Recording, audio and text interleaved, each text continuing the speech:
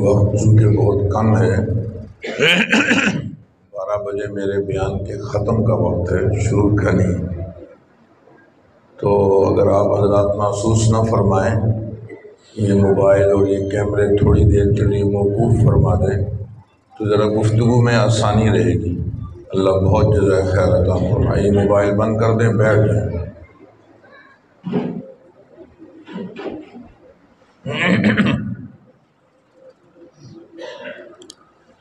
بسم اللہ الرحمن الرحیم، نحمدہ ونصلی علی رسولہ الکریم، اما بعد۔ مجھے آج کی اس مجلس میں 4 باتیں عرض کرنی ہیں۔ ان 4 باتوں میں سے پہلی بات، جو کہ ایک واقعہ پر مشتمل ہے، آپ کی توجہ ہوگی تو آپ کو قصہ سمجھ میں آئے گا، ورنہ آپ بور ہو جاؤ گے۔ سو آپ کی توجہ چاہیے۔ حضرت علی رضی اللہ تعالی عنہ فرماتے ہیں کہ میں نے ایک خواب دیکھا، اور یہ خواب کب دیکھا؟ جب فاروق اعظم رضی اللہ تعالیٰ عنہ کا دور خلافت تھا۔ میں نے خواب میں دیکھا کہ مسجد نبوی میں نماز ہو رہی ہے، اور میں بھی اس میں شریک ہوں۔ نماز سے فراغت کے بعد کسی نے امام الانبیاء صلی اللہ علیہ وسلم کی خدمت میں کھجوروں کا ایک ٹوکرا بھیج دیا۔ آپ صلی اللہ علیہ وسلم نے کھجوروں میں سے ایک کھجور اٹھائی، میں بالکل سامنے بیٹھا ہوا تھا پہلی صف میں، مجھے عنایت فرما دی۔ کھجور ویسے ہی بہت لذیذ ہوتی ہے، جس گھر میں کھجوریں ہوں اس گھر میں فقر و فاقہ نہیں آتا۔ مختصر اور جامع معنی اکرام یہ ہے کہ آئے ہوئے مہمان کو آپ ایک کھجور پیش کر دو گا، بہت ہوتا ہے۔ جب یہ کھجور امام الانبیاء صلی اللہ علیہ وسلم کے مبارک ہاتھ سے مل جائے تو اس کی لذت میں اور اضافہ ہو گیا۔ تو حضرت علی فرماتے ہیں رضی اللہ تعالیٰ عنہ کہ میں نے خواب میں ہی وہ کھجور کھائی، مجھے بہت اچھی لگی۔ میں نے ہاتھ آگے بڑھایا کہ دوسری کھجور بھی دے دیں، میری آنکھ کھل گئی، دیکھا تو کچھ بھی نہیں تھا، خواب تھا نا یہ تھا۔ خیر تہجد کا وقت تھا، میں اٹھا، نماز پڑھی، اذان ہو گئی تو مسجد نبوی میں حاضر ہوا۔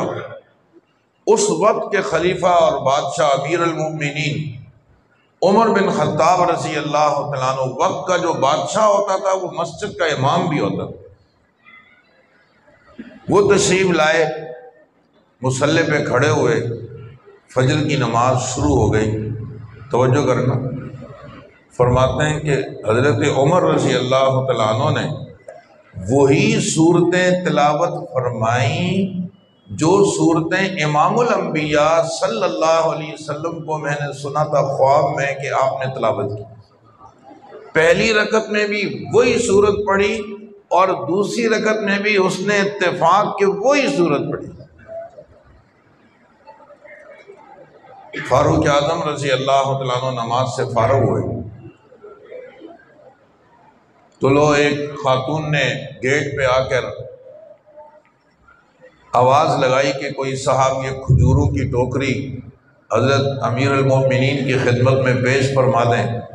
ایک صحابی اٹھے اور کھجوروں کی وہ ٹوکری لی اور آپ کی خدمت میں پیش کر دی۔ فاروق اعظم رضی اللہ تعالیٰ عنہ نے اپنے مبارک ہاتھ سے ایک کھجور کا ٹکڑا اٹھایا اور میں بالکل پہلی صف میں بیٹھا ہوا تھا، وہ کھجور مجھے دے دی۔ کھجور میں نے کھائی تو مجھے بھی بہت اچھی لگی، ویسی کھجور بہت اچھی، اور امیر المؤمنین عمر بن خطاب رضی اللہ تعالیٰ عنہ کے ہاتھ سے دی ہوئی کھجور تو اور زیادہ لذیذ۔ تو میں نے ہاتھ آگے بڑھا دیا کہ ایک کھجور اور دے دیں۔ مجھے جو بات کہنی ہے وہ اگلی ہے، جس کے لیے میں نے اتنی تمہید باندھی ہے، مجھے آپ کی توجہ چاہیے۔ حضرت عمر بن خطاب رضی اللہ تعالیٰ عنہ نے حضرت علی رضی اللہ تعالیٰ عنہ کے کان کے قریب ہو کر ارشاد فرمایا کہ اگر رات کو حضور دوسری کھجور دے دیتے تو میں بھی دے دیتا۔ اللہ اکبر۔ جب آپ صلی اللہ علیہ وسلم نے دوسری کھجور نہیں دی نا تو میں بھی نہیں دوں۔ حضرت علی بڑے حیران ہو گئے، یار یہ تو کسی کو پتہ ہی نہیں، تو خواب تھا، اور ابھی آج ہی رات کو دیکھا فجر میں تو میں نماز میں آ گیا۔ علم غیب تو اللہ کی ذات کے علاوہ کوئی نہیں جانتا، یہ ہمارا عقیدہ ہے۔ یہ کیا تھا؟ ان تتقوا اللہ یجعل لکم فرقانا، اگر تم تقوی اختیار کرو گے تو اللہ رب العزت تمہیں یہ قوت اور یہ بصیرت نصیب فرما دیں گے۔ یہ اس تقوی کی برکت سے اللہ نے یہ قوت نصیب فرمائی، اور یہ باتیں آپ نے ساری ارشاد فرمائی۔ اس طرح کے بے شمار واقعات ہیں، اور ہمارے اساتذہ میں کتنے تھے۔ ایک طالب علم کو میں ایک دفعہ لے گیا مہد الخلیل میں، اور حضرت اقدس حضرت مولانا یحییٰ مدنی صاحب رحمہ اللہ اس وقت تشریف فرما تھے۔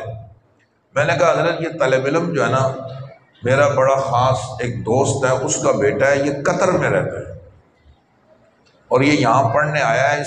اس کے والد کا فون تھا کہ کسی معیاری ادارے میں اس کا داخلہ کروانا، تو میں آپ کے پاس لے کر آیا ہوں۔ آپ کے ادارے کو اللہ نے بڑی شہرت اور قبولیت عطا فرمائی ہے۔ حضرت نہیں ہوں دیکھا اس طالب علم کو، پھر اس کو کہا تو باہر جا، اور مجھے فرمایا اس لڑکے نے ایک ہفتہ زیادہ سے زیادہ پڑھنا ہے، بس اس نے پڑھنا ہی کوئی نہیں۔ تو میرے مدرسے میں کیوں خواہ کلاس خراب کرتے ہو؟ ہمارا ایک ضابطہ ہے، آپ کو تعلقات پالنے ہیں نا، تو ایک ہی ہفتہ تو اس نے پڑھنا ہے، تم اپنے مدرسے میں داخل کرو، تم پر بھی بوجھ نہیں، ہفتے کے بعد یہ چلا جائے گا۔ میں حیران ہو گیا کہ حضرت نے یہ بات اتنے وثوق سے فرمائی۔ میں نے کہا جی بس ختم ہو گئی بات، میں اس کو اپنے یہاں داخل کر دیتا ہوں۔ میں اس کو لے آیا اور اپنے ادارے میں داخل کیا۔ ٹھیک ایک ہفتے کے بعد لڑکا چلا گیا۔ ہمارے حضرت اقدس مولانا محمد یوسف صاحب دامت برکاتہم العالیہ، اللہ تعالیٰ حضرت کو صحت کاملہ عاجلہ عطا فرمائیں۔ ایک دفعہ ایک طالب علم داخلے پہ اصرار کرنے لگا، تو میں نے کہا بھی داخلہ نہیں ہے۔ حضرت نے مجھے دور سے بلایا، دے دو دے دو، یہ 3 دن رہے گا۔ اس نے 3 دن سے زیادہ کوئی نہیں پڑھنا۔ میں نے کہا پھر تو مسئلے کو بھی یا 3 دن پڑھنا ہے۔ وہ میرے خیال میں 2 دن یا 3 دن میں وہ بھی چلا گیا۔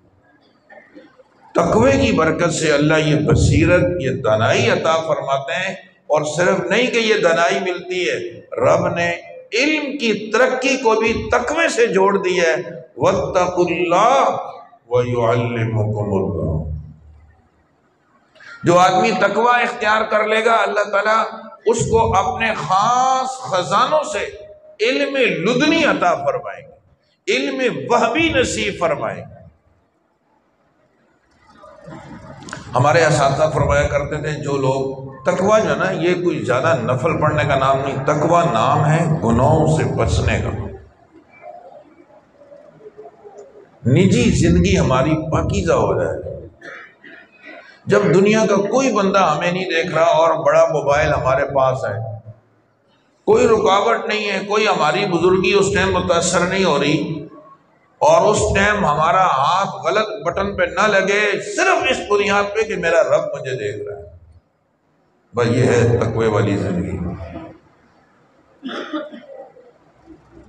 تنہائی میں گناہ کرنے کا موقع میسر ہے، کوئی رکاوٹ نہیں ہے، لیکن ایک دم سے خیال آ گیا کہ میرا رب تو دیکھ رہا ہے، میں نہیں۔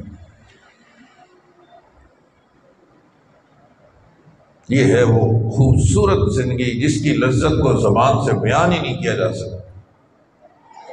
ہماری حالت تو یہ ہے کہ ہمارے حضرت والا فرمایا کرتے ہیں، یہ جو ماچس کی تیلی ہے نا، اس کے آخر میں مسالہ لگا ہوتا ہے، اس میں آگ ہوتی ہے، اور ماچس کی ڈبیا آپ نے دیکھی ہوگی، اس میں بھی نا اوپر مسالہ لگا ہوتا ہے، اس میں بھی آگ ہوتی ہے۔ یہ دونوں مسالوں کے آپس میں ٹکرانے کی دیر ہے، آگ تو دونوں میں بھری ہوئی ہے، پر جو ہی ٹکر جائیں گے تو آگ بھڑک اٹھے گی۔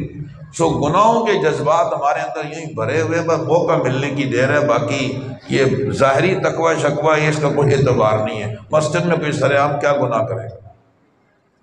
بات ہے نجی زندگی کی، تنہائی کی محفلیں، تنہائی کی زندگی، اس میں اگر کسی کو موقع ملتا ہے اور وہ پھر بھی بچ جاتا ہے، بہت کمال کا ہے۔ اس لیے ہمارے اکابرین فرمایا کرتے تھے، یہ مت کہا کرو کہ بھائی ہم تنہائی میں بھی صحیح رہنا، اللہ سے یہ کہو یا اللہ مجھے گناہوں کے مواقع سے ہی بچا دے۔ میں اتنا دلیر، اتنا ہمت والا نہیں ہوں کہ گناہوں کے مواقع آئیں گے ہم تو بچ جائیں گے، ایسی کوئی بات نہ، ہم بہت کمزور ہیں، ہم بہت کمزور ہیں۔ ہم یہی اپنے رب سے درخواست کریں کہ یا اللہ تو ہمیں گناہوں کے مواقع سے ہی محفوظ فرما دے۔ میں اپنے ان عزیز طلبہ کی توجہ چاہوں گا جو ماشاءاللہ آج حافظ قرآن بنے، اور ان کے والدین کو میں مبارکباد بھی پیش کرتا ہوں۔ ساتھ میں میری یہ درخواست ہوگی، یہ ہم سب کی ضرورت کی چیز ہے، مگر یہ لوگ ذرا ممتاز ہیں سب میں۔ ان بچوں نے آج خاندان کی نسبت پلٹ کر رکھ دی۔ آج تک آپ باپ ہیں اور ایک بیٹا ہے آپ کا، مگر آج کے بعد آپ حافظ قرآن کے باپ ہیں، آج کے بعد آپ حافظ قرآن کے چچا ہیں، آپ حافظ قرآن کے ماموں ہیں، آپ حافظ قرآن کے بھائی ہیں، حافظ قرآن کی خالہ، حافظ قرآن کی والدہ، حافظ قرآن کی بہن، حافظ قرآن کی چچی، حافظ قرآن کی ممانی۔ سبحان اللہ، اس ایک بچے نے اللہ کی کتاب کیا یاد کی کہ خاندانوں کی نسبتیں بدل دی۔ کتنے بچے حافظ بنے؟ 14۔ ہر بچے کے پاس 10 ویزے ہیں جنت کے، تو 14 ضرب 10 کتنا ہو گیا؟ 140 ٹکٹ جنت کے اس مدرسے نے اہل محلہ کو دیے ہیں، ماشاءاللہ۔ تو کتنا ضروری ہوگا کہ ہم اپنی نجی زندگی پاکیزہ رکھیں۔ میں اپنے ان بچوں سے بھی عرض کروں گا کہ اب نماز کا اہتمام کرنا، اپنے ابا امی کی نافرمانی نہ کرنا۔ آپ میں اور عام بچوں میں فرق ہونا چاہیے۔ جیسے آپ امتحان میں ممتاز ہو، قرآن مجید پڑھنے میں ممتاز ہو، آپ کے اخلاق بھی اچھے ہوں، آپ کے معاملات بھی اچھے ہوں۔ آپ نے، ہر بچے کو شوق ہوتا ہے موبائل مانگنے کا، لیکن اس موبائل میں بھی گندے گیم، گندی چیزیں نہیں دیکھنی۔ اور جیسے ہمارے قابل فخر نوجوان صالح عالم دین، جو امت مسلمہ کا میں بہت قیمتی سرمایہ سمجھتا ہوں، اس شخص، آپ کو اس کا اندازہ ان کے بیان سے بھی نہیں ہوا ہوگا کہ وہ کتنا باریک بھی عالم دین ہے۔ اس چھوٹی سی عمر میں وہ 24 سے 25 کتابوں کے مصنف ہیں۔ اس کی لکھی ہوئی کتابیں یونیورسٹیوں میں پڑھائی جا رہی ہیں، اور لوگ سالانہ تقریبات میں اس کو اپنی تقریبات میں بلاتے ہیں، صرف اس بنیاد پر کہ اس کی کتاب ان کے اسکول اور کالج میں، یونیورسٹی میں پڑھائی جا رہی ہے۔ اللہ تعالیٰ ان کی حفاظت فرمائے۔ بہت خوبصورت گفتگو کر رہے تھے، جو انہوں نے ایک بات بڑی اہم عرض کی، ارشاد فرمائی کہ گھروں کا ماحول ٹھیک ہونا چاہیے، ان بچوں کے موافق بناؤ۔ آپ کو بچہ حافظ بنانے کا تو شوق ہے، آپ کو اپنے بچے کے اس حفظ کے موافق گھر کا ماحول بنانے کی جرت کیوں نہیں ہو رہی؟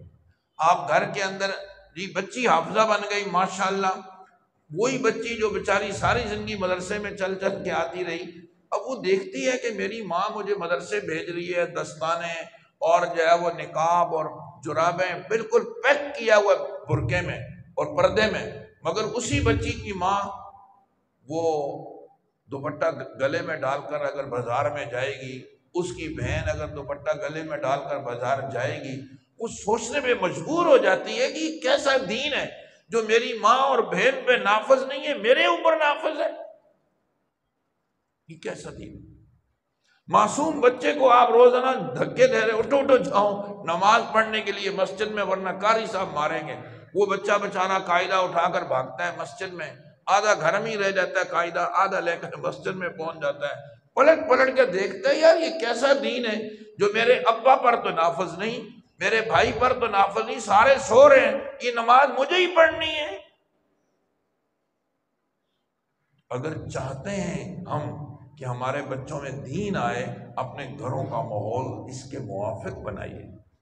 آپ چاہتے ہو نا کہ آپ کا بچہ نماز پڑھے، پہلے خود پڑھے، پھر یہ تقریر کرنے کی ضرورت نہیں پڑے گی بیٹا اٹھو نماز پڑھو، آپ کے عمل نے بتا دیا یہ نماز کا ٹائم ہے، بچے خود چل پڑیں گے۔ بچے تو نقل اتارتے ہیں نا، گھر میں ماں نماز پڑھ رہی ہے، بچہ بھی نماز پڑھ، اس کو نہیں کہا نماز پڑھنے کو، مگر وہ جیسے ماں کر رہی ہے ایسے وہ بھی کر رہے۔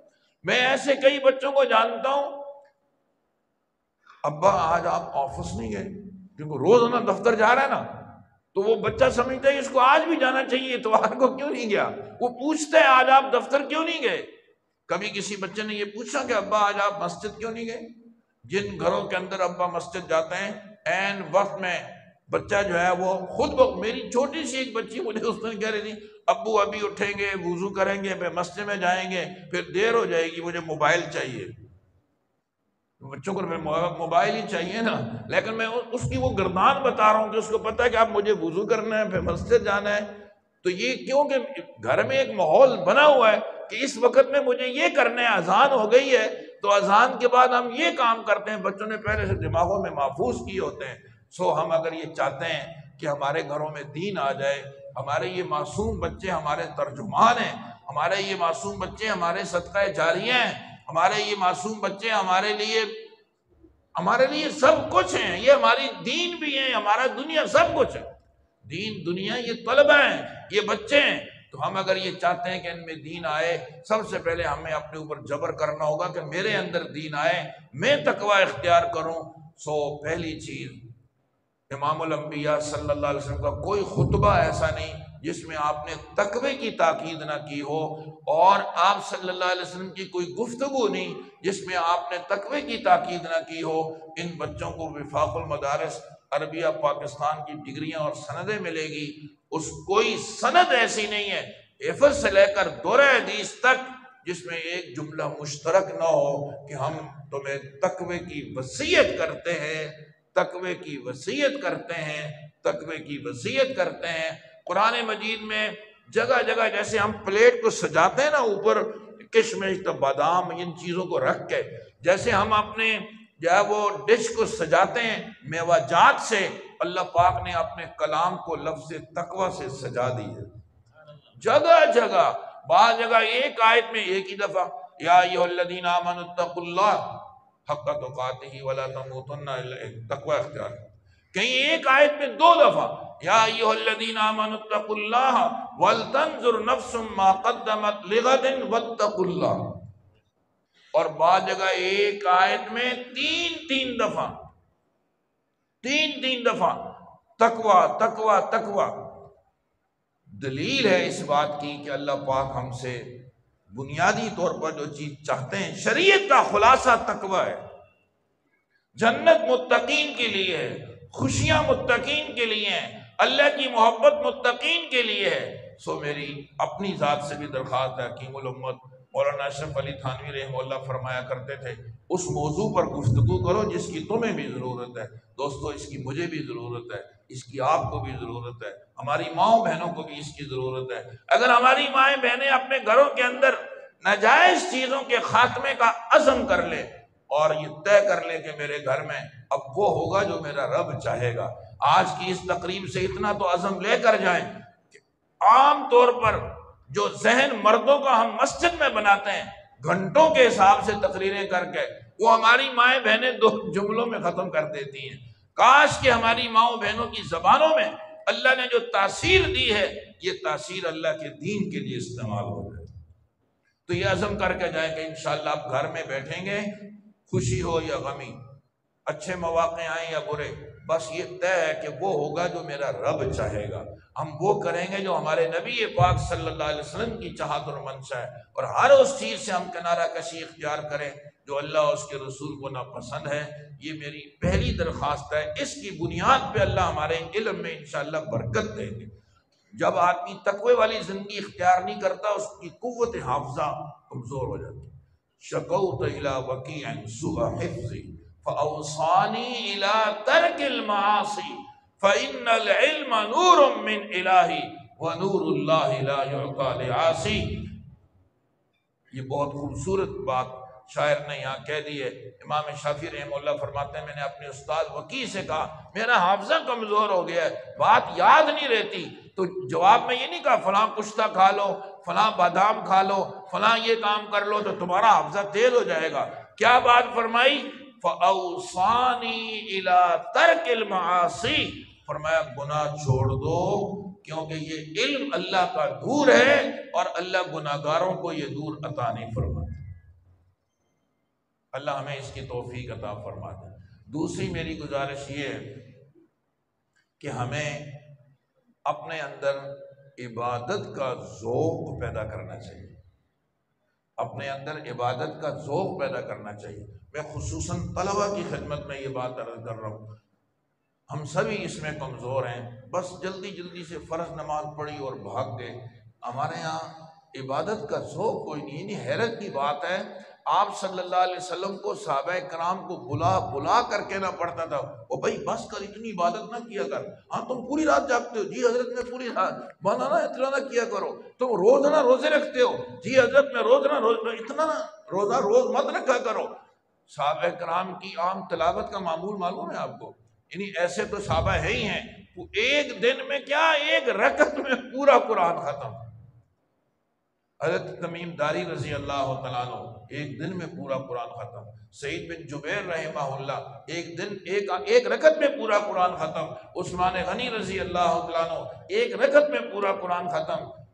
امام ابو حنیفہ رحمہ اللہ ایک رکعت میں پورا۔ 4 آدمی اس امت کے ایسے گزرے جنہوں نے ایک ایک رکعت میں پورا قرآن پڑھ دیا۔ کیا ذوق تھا عبادت۔ عام زندگی بھی آپ دیکھ لیں، قرآن مجید میں آپ نے دیکھا ہوگا لکھا ہوتا ہے منزل، تو 7 منزلیں لکھی ہوئی ہیں۔ یہ صحابہ کرام کی تلاوت کی ترتیب تھی، 7 دن میں قرآن ختم کر دیتے، 7 دن میں قرآن ختم کر دیتے۔ کل ہمارے یہاں ایک مجلس تھی شعبہ حفظ کے اساتذہ میں تربیت کے عنوان سے، تو ایک سائل نے سوال کیا حضرت سے کہ منزل کچی ہو تو پکا کرنے کے لیے کیا شکل ہے؟ حضرت نے فرمایا 1 پارہ دن میں 10 دفعہ پڑھ لو ٹھیک ہو جائے گا۔ منہ دیکھ لیتے سارے کہ 1 پارہ دن میں 10 دفعہ تو نیا حفظ ہو جائے گا، اس میں کیا پریشانی۔ ایک ذوق تھا، اور استاد تعجب کر رہے تھے کہ 10 پارے بھی یومیہ نہیں پڑھتے ہو حافظ ہو کر۔ 3 پارے تو لازماً پڑھنے چاہیے، تو ہمارے بڑوں نے تاکید کر رکھی ہے حفاظ کے لیے۔ تو خیر، اپنے اندر عبادت کا ذوق ہونا چاہیے۔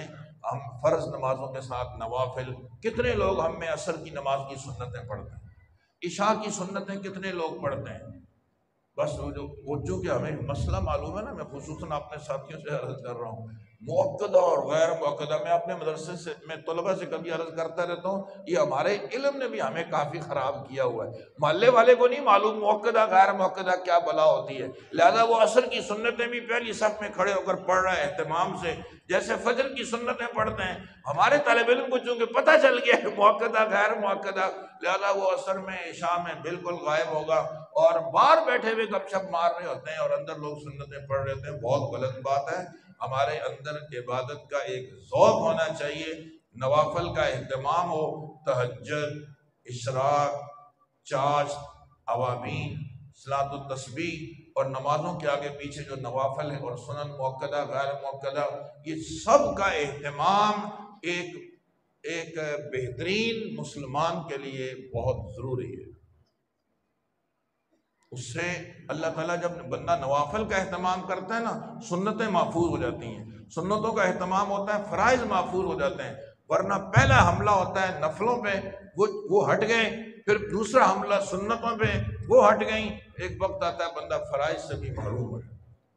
میری تیسری اور آخری گزارش یہ ہے، 4 کریں گے، میری تیسری گزارش یہ ہے کہ عبادات میں بھی خاص طور سے نا دعاؤں کو وقت دیجیے۔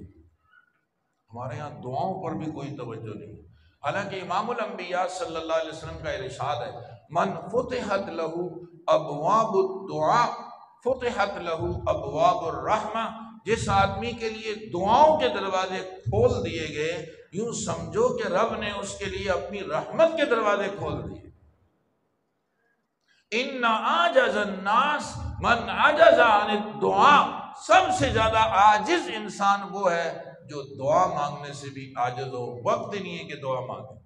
دوستو جیسے دیر تک تلاوت ثواب ہے، دیر تک نماز پڑھنا ثواب ہے، سو ایسے ہی دیر تک دعا مانگنا یہ بھی ثواب اور عبادت ہے۔ صرف عبادت ہی نہیں، الدعاء مخ العبادہ، یہ عبادت کا مغز ہے۔ رمضان شریف کا مبارک مہینہ آ رہا ہے اور یہ تینوں چیزوں کی اس میں سخت ضرورت ہے۔ اللہ نے روزے فرض ہی اس لیے کیے ہیں کہ تقوی آ جائے۔ کتب علیکم الصیام کما کتب علی الذین من قبلکم لعلکم تتقون۔ اور اس کے ساتھ ساتھ عبادت کا جو ذوق رمضان میں ہے، جو اللہ دیکھنا چاہتے ہیں، کثرت تلاوت۔ ہمارے اکابرین کتنے گزرے ہیں، سبحان اللہ، روزانہ ایک قرآن، روزانہ ایک قرآن، تراویح میں الگ، دن میں الگ، تہجد میں الگ۔ کثرت تلاوت کا زمانہ شروع ہونے والا ہے، ہم ابھی سے مشق شروع کر دیں تاکہ رمضان میں زیادہ پڑھنا ہمارے لیے مشکل نہ ہو۔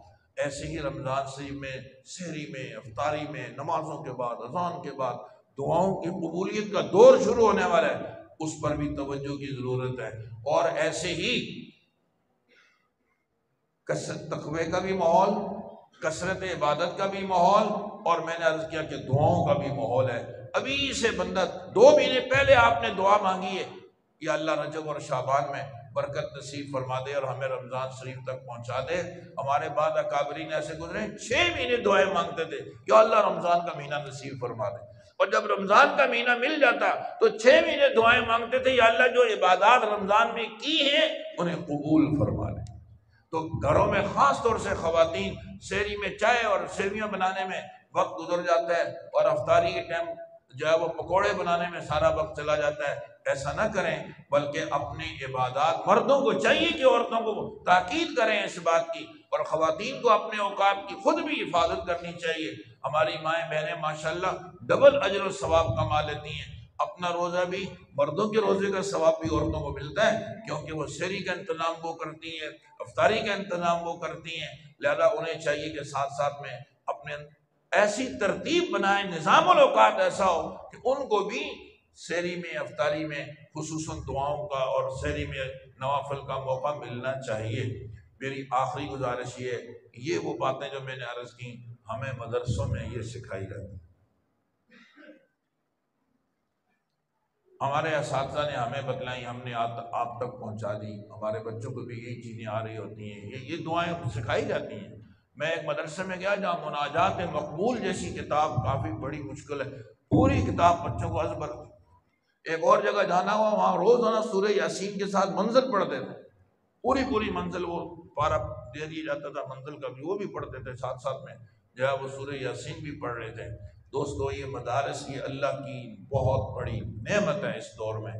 ان مدرسوں کی برکت سے ہمیں اپنے رب کا تعارف ہوا ہے، ان مدرسوں کی برکت سے ہمیں انبیاء علیہم السلام کا تعارف ہوا ہے، ان مدرسوں کی برکت سے ہمیں صحابہ کرام رضی اللہ تعالیٰ عنہم اجمعین کا تعارف ہوا ہے، ان مدرسوں کی برکت سے ہمیں پاکی اور ناپاکی کے مسئلوں کا پتہ چلا ہے۔ ہمیں کیا پتہ طہارت کیا ہے اور غیر طہارت کیا ہے، غسل کیا ہے، وضو کیا ہے، نماز، روزہ، حج، زکوٰۃ، حلال حرام، جائز ناجائز، والدین کے حقوق، بیوی بچوں کے حقوق، چھوٹوں کے حقوق، بڑوں کے حقوق، امام مقتدی کے حقوق، شیخ مرید کے حقوق، اہل محلہ کے حقوق، مسلم اور غیر مسلم کے حقوق، یہ سب ہمیں مدرسے نے سکھایا، یہ سب ہمیں مدرسے نے سکھایا۔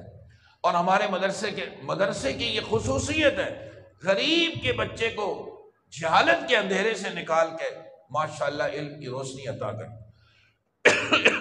باقی باہر بہت حالات خراب ہیں، سرکاری اسکول دیکھ لو، میرے محلے میں ایسی خوبصورت بلڈنگیں، غریب لوگ ہیں، ایک کمرے میں، ایک گھر میں 10 آدمی رہتے ہیں، کمرہ ایک ہے، ایک سین ہے، 8 آدمی رہتے ہیں، اتنی غربت ہے۔ اسکول کی عمارت آپ کی اس عمارت سے بہت بڑی، اندر کچھ بھی نہیں، بچے نہیں ہیں وہاں، کیوں؟ تعلیم ہی کوئی سرکاری اگر ہے تو آپ بتا دو کہ فلاں سرکاری اسکول میں بہت اچھی تعلیم ہے، اچھی بات ہے، مگر مجھے تو نہیں ملا۔ میرے محلے میں تو یہی صورتحال ہے۔ اور جو جو پرائیویٹ اسکول ہیں ماشاءاللہ وہ کام کر رہے ہیں، تعلیم کا کام نمبر 2 پہ، تجارت نمبر 1 پہ۔ جی 4000 تو عام معمول ہے نا، یہ تو کوئی چیز ہی نہیں۔ تجارت نمبر 1 پہ، اور اس میں کوئی ان کو یہ گھبراہٹ نہیں ہے کہ ہمارا محلہ غریب ہے یا مالدار ہے۔ بس تھوڑا سا گرم۔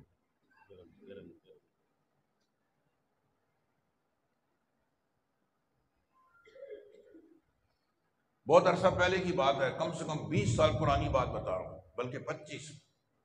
ہمارے ایک دوست مری میں اپنے بیٹے کو لے کے داخلہ کروانے، داخلہ فیس 1 لاکھ روپے، مجھے مہینے کی یاد نہیں ہے، میں اب کیا بتاؤں کہ کتنی اس نے بولی، داخلہ فیس 1 لاکھ مجھے یاد۔ ٹھیک 1 ہفتے کے بعد بچہ بھاگ کے کراچی آ گیا اور وہ 1 لاکھ روپیہ ضبط ہو گیا۔ اس طرح کی انگنت مثالیں، یہ صرف واحد مدرسے ہیں، الحمدللہ ثم الحمدللہ۔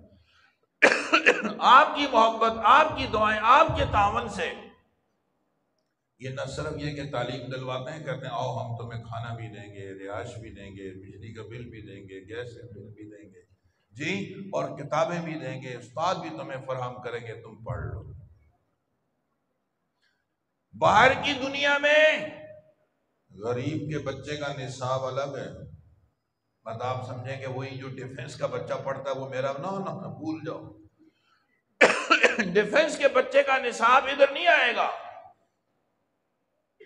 غریب کے بچے کا نصاب الگ ہے، مالدار کے بچے کا نصاب الگ ہے۔ غریب کا بچہ میٹرک کرنے کے بعد ڈھنگ کی درخواست اردو میں لکھنا نہیں جانتا، اور مالدار کا بچہ جو ہے وہ KG1 میں انگریزی بول رہا ہوتا ہے، کیونکہ دونوں کا سسٹم ہی الگ الگ ہے نا، الگ الگ ہے، کتابیں ہی الگ ہیں، استاد ہی الگ ہیں، توجہات ہی الگ ہیں۔ یہ صرف مدرسے ہیں۔ عرب پتیے کے بیٹے کو بھی وہی شرع جامی پڑھائی جائے گی، اور غریب چوکیدار کے بیٹے کو بھی وہی شرع جامی پڑھائی جائے گی۔ اس کا امتحان بھی اسی مسجد کی فرش پہ ہوگا وفاق کا، اور غریب کے بچے کا امتحان بھی اسی فرش پہ۔ کراچی میں پڑھتا ہے، گوٹھ میں رہتا ہے، وہی ہدایت نو قدوری بخاری پڑھ رہا ہوگا، اور اگر وہ کسی ڈیفنس کے علاقے میں پشاور میں حیات آباد میں رہتا ہے، جب بھی اس کا نصاب یہی ہوگا۔ یہ مساوات کا درس مدرسہ نے دیا۔ مدرسے کا بچہ صبح فجر کی نماز سے پہلے اٹھتا ہے۔ میں ایک دفعہ ایک تقریب میں پنڈی میں گیا ہوا تھا، سخت سردی تھی، تو ہم نے جس جگہ رات جس مدرسے میں قیام تھا، فجر کی نماز سے پہلے اٹھ کے ہم نے دوسری جگہ فجر پڑھنی تھی۔ سحری کے ٹائم یقین جانو میں آج تک اس بچے کی اس کیفیت کو نہیں بھول سکتا۔ سیڑھی سے میں نیچے اترا تھا، ٹھنڈے پانی سے ایک بچہ وضو کر رہا ہے، سی سی کرتا ہوا جناب گیا اٹھ کے۔ میں نے کہا بیٹا کہاں جا رہے ہو؟ ابھی نفل پڑھوں گا پھر نماز پڑھوں گا۔ اتنا سا بچہ تھا، سحری کے ٹائم ٹھنڈے پانی سے وضو کر کے تہجد کی نماز پڑھ کے اللہ کا قرآن پڑھنے لگ گیا، اور رات عشاء کے بعد تک یہ پڑھتا رہے گا۔ اس کو بولتے ہیں یہ جہالت کی فیکٹری ہے، ان کو کچھ نہیں آتا۔ اور تمہارے بابو جو صبح اٹھیں 11 بجے بغیر غسل کے کتاب لے کر پہنچ جائیں کالج میں، چند لڑکیوں کو چھیڑ کے واپس گھر آ جائے، تو یہ اعلیٰ تعلیم یافتہ ہے، اور جس کے سینے میں اللہ کا قرآن محفوظ ہے اس کو کہتے ہیں جہالت کی فیکٹری ہیں۔